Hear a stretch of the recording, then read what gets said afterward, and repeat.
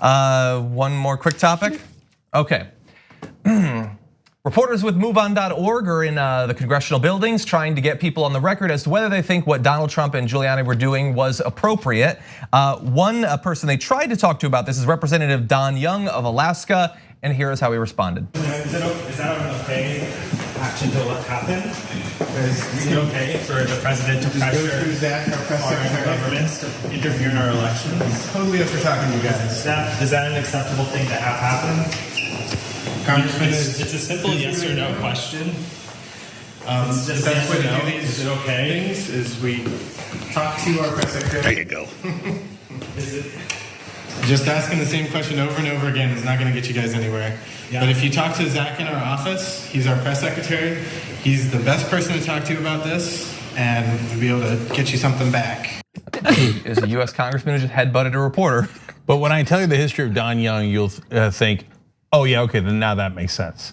So here's a guy who is eccentric to say the least. He's also deeply corrupt. We'll get to that in a second. When in 2010, the BP had the oil spill in the Gulf of Mexico, he said it's not an environmental disaster. Really? He said it's a natural phenomenon. I'm pretty sure an oil rig exploding in the middle of the Gulf is not a natural phenomenon. You'll be shocked to find out he takes a lot of money from oil and gas industry. During a congressional hearing, I'm quoting the Washington Post here in the 1990s, while arguing with then US Fish and Wildlife Service Director Molly Beatty, Young brandished an 18-inch long walrus penis and pounded it into his hand for emphasis. So the headbutt by comparison seems relatively tame. If you think that's bad, in 2013, he said, my father had a ranch. We used to hire 50 to 60 wetbacks to pick tomatoes. Jesus Christ. He said that in the year 2013, not 1993 or 83 or 73 or 63, 2013. So the headbutt looks downright like benign compared to the things that he has said and done in the past, and I haven't even gotten to the corruption. Right, and then he tried to use that line about people that worked on his father's ranch to suggest that they've become so much efficient. You know, it takes two people to pick the same tomatoes now, but in that same year, he said that domestic violence, actually that same day, domestic violence could be avoided if people drank alone. Oh. That's the main reason that domestic violence exists, is that people are drinking together. This is this dude. Domestic violence is a very tragic natural phenomenon. Yeah. So Don Young also backed the famous Bridge to Nowhere. So it was a very sparsely populated area of Alaska, and they wanted to build an incredibly expensive bridge to it, when in fact you could go there by ship and it was no problem. So that was known as the Bridge to Nowhere. So why did they do that? Because the people who backed Don Young politically were gonna get paid to build that bridge. It was a classic case of pork barrel politics. When they got caught red-handed, even the Republicans back then had to backpedal and go, yeah, no, we're for bridges to somewhere, right? And so he's been taking corporate money and big dollar donor money for forever and doing whatever they want.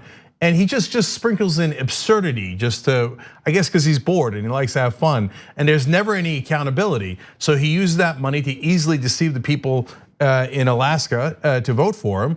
And the people in Alaska think, oh yeah, this guy's looking out for our interests. And meanwhile, he's helping his corporate donors rob them blind. So that's who Don Young is, and so I'm not at all surprised to see that. Right. If you were thinking, hey, his spokesperson seems so reasonable, well, just ask our press secretary for an interview, we'll answer the question. They never answer the question, yeah. They never get back to you, and they never let him answer it, because then he'd have to answer, yes, Donald Trump asking a foreign government for assistance in his political campaign is obviously illegal. That's why he doesn't answer it. If it wasn't obviously illegal, it'd be a super easy answer. To be fair, if the question is, did he commit a crime? Yes, he didn't answer it. If the question is, do you take your constitutional responsibility seriously? I think he answered it. I will say he's not good either at doing the headbutts. Soccer fans will know that Zinedine Zidane really did a full-on headbutt, and this guy can't even make the camera jiggle a little bit back. But yeah. He later said he couldn't wait to headbutt the Constitution. Oh God, he didn't say that. Thanks for watching the Young Turks. Really appreciate it. Another way to show support is through YouTube memberships.